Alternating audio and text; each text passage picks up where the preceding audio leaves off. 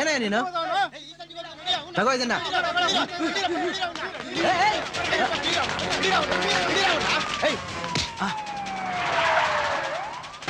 Sir sir ನನ್ನ ಯಾಕೆ ಹೋಗ್ತಿದ್ದೀರಾ? ಎಲ್ಲ ಗೊತ್ತು ಬಾರ ಸರ್. ಏನ್ ಸರ್? ಏನ್ರಿ ಒಂದು ಇದನ್ನ ಇಟ್ಕೊಂಡು ಓಡ್ ಬರ್ತೈತೆ ಸರ್. ನಾವು ಅವನ್ನ ಚೇಸ್ ಮಾಡಿದಾಗ ಇವ್ನ ಕೈ ಕೊಟ್ಟು ಓಡೋದೆ ಸರ್. ಇವನಿಗೂ ಅವ್ನಿಗೇನೋ ಲಿಂಕ್ ಇದೆ ಸರ್. ಸರ್ ಅವ್ನು ಯಾರಂತ ನಂಗೆ ಗೊತ್ತಿಲ್ಲ ಸರ್. ನಿನ್ನ ಹತ್ರ ಹ್ಯಾಕ್ ಬಾಯಿ ಬಿಡಿಸ್ಬೇಕು ಅಂತ ನಂಗೆ ಚೆನ್ನಾಗಿ ಗೊತ್ತು.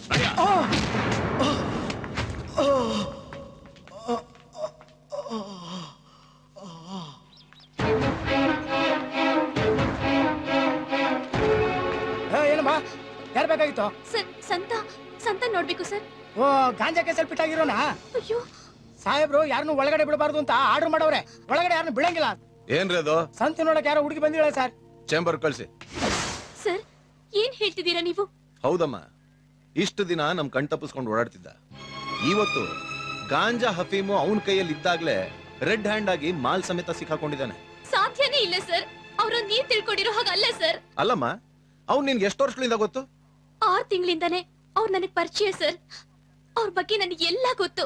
ಊರಲ್ಲಿ ಅವ್ರಿಗೆ ತಾಯಿ ತಂಗಿ ಎಲ್ರು ಇದ್ದಾರೆ. ಅವ್ರನ್ನ ಚೆನ್ನಾಗಿ ನೋಡ್ಕೋಬೇಕು ಅಂತ ಹಗಲು ರಾತ್ರಿ ಕಷ್ಟಪಟ್ಟು ಸಂಪಾದನೆ ಮಾಡ್ತಾ ಇದಾರೆ ಸರ್. ನೋಡ್ದೇನಮ್ಮ, ಕಾರಣ ಅಲ್ಲೇ ಇದೆಯಲ್ಲ. ಅಲ್ಲಿಗೆ ಅವನಿಗೆ ದುಡ್ಡಿನ ಅವಶ್ಯಕತೆ ಇದೆ ಅನ್ನೋಗಾಯ್ತು. ಮನುಷ್ಯನಿಗೆ ದುಡ್ಡು ಬೇಕೇ ಬೇಕು ಅನ್ನೋ ಪರಿಸ್ಥಿತಿ ಬಂದಾಗ ಅವನು ಮನುಷ್ಯತ್ವನ ಒಳ್ಳೆತನನ ಮಾರ್ಕೊಂಡ್ ಬಿಡ್ತಾನೆ. ಇವನು ಹಾಗೆ ಆಗಿದ್ದಾನೆ.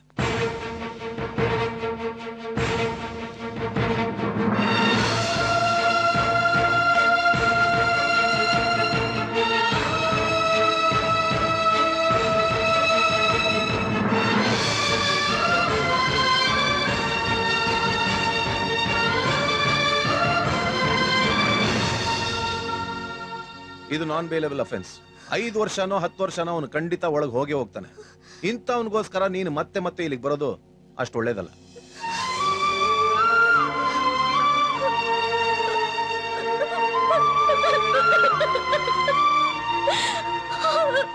ಮುಚ್ಚಬಾಯಿ. ಒಳ್ಳೆ ಹುಡುಗ ಅಂತ ಮನೆ ಕೊಟ್ರೆ ಅವನ್ ಯಾವನೋ ಬೇವರ್ಸಿನ ಕರ್ಕೊಂಡ್ ಬಂದು ಮನೇಲಿ ಇಟ್ಕೊಂಡು ನನ್ನನ್ನೇ ಏಮಾರಿಸ್ತಿದ್ಯೇನೋ? ನೀವೇನ್ ಹೇಳ್ತಾ ಇದ್ರೆ ನಂಗೊಂದು ಅರ್ಥ ಆಗ್ತಾ ಇಲ್ಲ. ನಿನ್ ಜೊತೆಲೇ ಇದ್ನಲ್ಲ ಆ ಲೋಫರು, ಅವನ್ನ ಕೇಳು, ಎಲ್ಲ ಅರ್ಥ ಆಗುತ್ತೆ.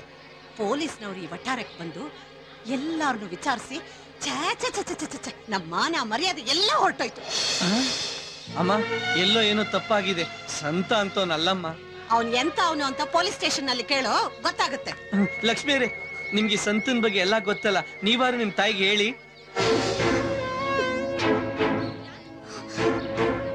ಲಕ್ಷ್ಮೀರೇ, ಅವಳನ್ನೇನೋ ಕೇಳೋದು, ನಾನು ಹೇಳ್ತಾ ಇದ್ದೀನಿ, ನಡಿ ನಡಿಯೋ. ನಿನ್ಗೆ ಹೇಳಿದ್ರೆ ಗೊತ್ತಾಗಲ್ವಾ? ಇದು ನಾನ್ ಬೇಲೆಬಲ್ ಕೇಸ್. ಅವನ್ ಸಿಗಾಕೊಂಡಿರೋದು ಗಾಂಜಾ ಸಾಕ್ಸೋವಾಗ. ಸಂತ ಅಂತವನಲ್ಲ ಸರ್. ಅವನ್ ಏನು ಎಂತ ಅವನು ಅನ್ನೋದು ನನಗೆ ಚೆನ್ನಾಗಿ ಗೊತ್ತು. ಜಾಸ್ತಿ ಮಾತಾಡಿದ್ರೆ ನಿನ್ನು ಒದ್ದು ಒಳಗ್ ಹಾಕಿ ವರ್ಕ್ ಮಾಡ್ಬಿಡ್ತೀನಿ. ಹುಷಾರ್. ಸಾರ್, ಏನ್ರಿ ಅದು? ಸಂತನ ಕೈಯಲ್ಲಿ ಗಾಂಜಾ ಕೊಟ್ಟವನು ಇವನೇ ಸರ್. ಆದ್ರೆ ಸಂತನಿಗೆ ಇವ್ರಿಗೆ ಏನು ಸಂಬಂಧ ಇಲ್ವಂತೆ. ಹಂಗಂತ ಇವನೇ ಒಪ್ಕೊಂಡಿದ್ರೆ ಸರ್. ಹೌದೇನೋ? ಹೌದು ಸರ್. ರೇ 306 ರಿಲೀಸ್ ಮಾಡ್ರಿ ಅವನ್ನ. ನಿಧಾನವಾಗಿ ನಡಿ ಸಂತ, ನಿನ್ಗೆ ತುಂಬಾ ಏಟ್ ಬಿದ್ದಿದೆ. ಗಿರೀಶ, ಮೊದಲು ಲಕ್ಷ್ಮಿ ಹತ್ರ ನಡಿ. ಆ ಇನ್ಸ್ಪೆಕ್ಟರ್ ನನ್ನ ಬಗ್ಗೆ ಅವಳ ಹತ್ರ ಕೆಟ್ಟದಾಗಿ ಹೇಳಿದ್ದಾನೆ. ಅವಳನ್ನ ನೋಡಿ ಇದ್ರಲ್ಲಿ ನನ್ ತಪ್ಪೇನಿಲ್ಲ ಅಂತ ಹೇಳ್ಬೇಕು. ಬೇಡ ಸಂತ, ನಿನಗ್ ತುಂಬಾ ಏಟ್ ಆಗಿದೆ. ಮೊದ್ಲು ಹಾಸ್ಪಿಟ್ಲಿಗೆ ಹೋಗೋಣ. ಇಲ್ಲ ಗಿರೀಶ, ನಾ ಮೊದಲು ಲಕ್ಷ್ಮಿ ನೋಡ್ಬೇಕು. ಬೇಡ ಸಂತ, ನನ್ ಮಾತ್ ಕೇಳು, ಅರ್ಥ ಮಾಡ್ಕೋ. ಅವ್ರಮ್ಮ ನಮ್ ರೂಮಲ್ಲಿ ಇದ್ದ ಸಾಮಾನ್ಯ ತೆಗೆದು ಹೊರಗೆ ಹಾಕಿ ನಮ್ನ ಆಚೆ ಹಾಕಿದ್ದಾರೆ. ಅಷ್ಟೇ ಅಲ್ಲ, ನೀನ್ ನೋಡ್ಬೇಕು ಅಂತಿರೋ ಲಕ್ಷ್ಮಿಗೆ ನೀನ್ ಒಳ್ಳೆತನದ ಬಗ್ಗೆ ಅವ್ರ ಅಮ್ಮನ್ಗೆ ಹೇಳು ಅಂದಿದ್ಕೆ ಮುಖ ತಿರ್ಗಿಸ್ಕೊಂಡೋದ್ಲು. ಬಾ ಸಂತ, ಮೊದ್ಲು ಹಾಸ್ಪಿಟ್ಲಿಗೆ ಹೋಗೋಣ. ಬಾ, ಕೂತ್ಕೋ, ನಡಿ.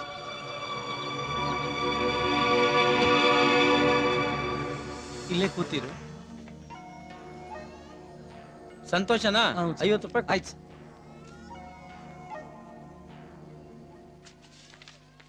ಅದು ಸಂತ,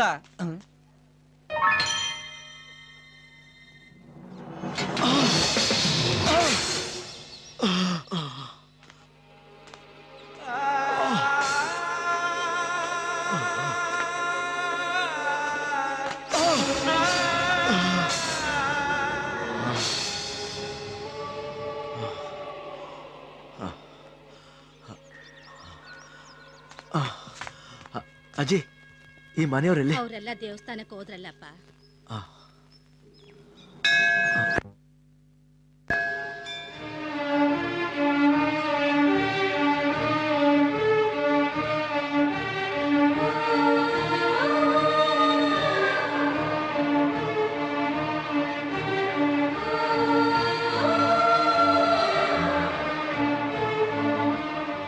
ಗಟ್ಟಿ ಬೇಡ, ಗಟ್ಟಿ ಬೇಡ.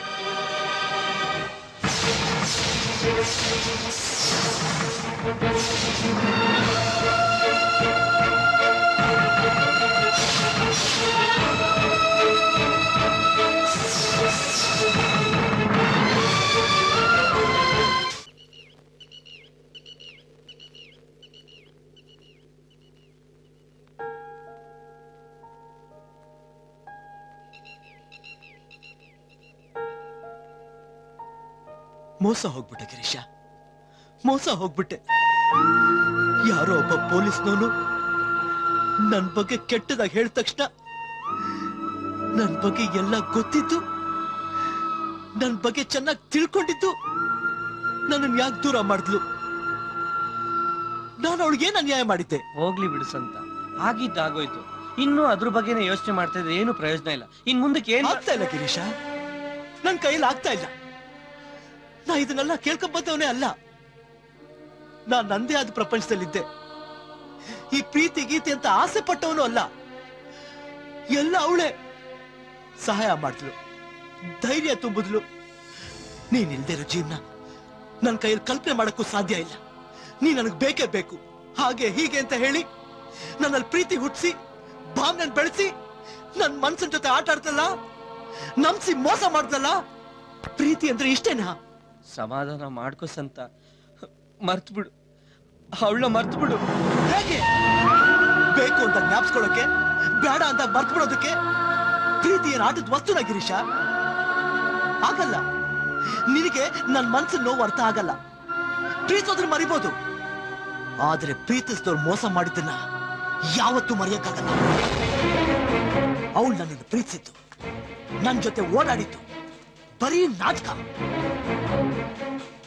ಅವಳು ನನ್ನಿಂದ ದೂರ ಆದ್ಲು ಅನ್ನೋ ನೋವಿಗಿಂತ ನನಗೆ ಮೋಸ ಮಾಡ್ಲಲ್ಲ, ನಾನು ಅದನ್ನ ಮರೆಯಲ್ಲ. ಸಾಕು ಸಂತ, ಮಾತಿಗೂ ನಿನಗೆ ಮೋಸ ಮಾಡಿದ್ಲು ಅಂತ ಇದೆಯಲ್ಲ. ನಿನಗೆ ಅವಳು ಮೋಸ ಮಾಡಿಲ್ಲ. ಏನ್ ಹೇಳ್ತಾ ಇದ್ಯಾ? ಅವಳು ಮದ್ವೆ ಮಾಡ್ಕೋತಾ ಇದ್ದಾಳೆ ಅಂತ ಗೊತ್ತಾಗಿದ ತಕ್ಷಣ ನಿನಗೆ ಅನ್ಯಾಯ ಆಗ್ತಿದ್ದಿಲ್ಲ ಅಂತ ಅವಳ ಹತ್ರ ಹೋಗಿ ಯಾಕೆ ಹಿಂಗ್ ಮಾಡ್ದೆ ಅಂತ ಕೇಳ್ದೆ. ಅದಕ್ಕೆ ಅವಳು ಏನ್ ಹೇಳಿದ್ಲು ಗೊತ್ತಾ? ಪ್ರೀತಿಗೋಸ್ಕರ, ಸಂತನ್ ಮೇಲೆ ನನ್ಗಿರೋ ಪ್ರೀತಿಗೋಸ್ಕರ ಗಿರೀಶಣ್ಣ. ಏನಮ್ಮ ಹೇಳ್ತಾ ಇದ್ಯಾ? ಸಂತನ್ ಮೇಲೆ ಪ್ರೀತಿ ಅಂತ್ಯ, ಇನ್ನೊಬ್ಬನ ಮದ್ವೆ ಆಗ್ತಾ ಇದ್ಯಾ? ನನ್ಗೊಂದು ಅರ್ಥ ಆಗ್ತಾ ಇಲ್ಲ. ನನಗೂ ಅರ್ಥ ಆಗ್ತಿಲ್ಲ ಗಿರೀಶಣ್ಣ. ಆ ದೇವ್ರು ನನ್ ಜೀವನದಲ್ಲೇ ಈ ರೀತಿ ಯಾಕೆ ಆಟ ಆಡ್ತಿದ್ದಾನೆ ಅಂತ ಅರ್ಥ ಆಗ್ತಿಲ್ಲ. ಸಂತ ಚೆನ್ನಾಗಿರ್ಬೇಕು ಅಂದ್ರೆ ನಾನು ಈ ಮದ್ವೆ ಆಗ್ಲೇಬೇಕು. ನೀನ್ ಬೇರೆಯವ್ರನ್ನ ಮದ್ವೆ ಆಗ್ಬಿಟ್ರೆ ಸಂತ ಚೆನ್ನಾಗಿರ್ತಾನ?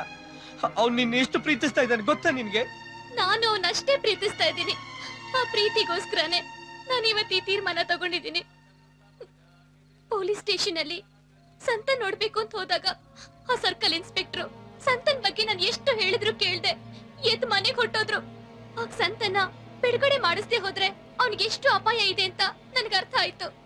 ಅಲ್ಲಿ ಪೊಲೀಸವ್ರನ್ನ ರಿಕ್ವೆಸ್ಟ್ ಮಾಡ್ಕೊಂಡಾಗ ನಾವೇನು ಮಾಡಕ್ಕಾಗಲ್ಲ, ಸಾಹೇಬ್ರು ಮನಸ್ ಮಾಡ್ಬೇಕು ಅಂದ್ರು. ಮತ್ತೆ ಆ ಸರ್ಕಲ್ ಇನ್ಸ್ಪೆಕ್ಟರ್ನ ಹೇಗಾದ್ರೂ ಮಾಡಿ ಒಪ್ಸೋಣ ಅಂತ ಅವ್ರ ಮನೆಗೆ ಹೋದೆ.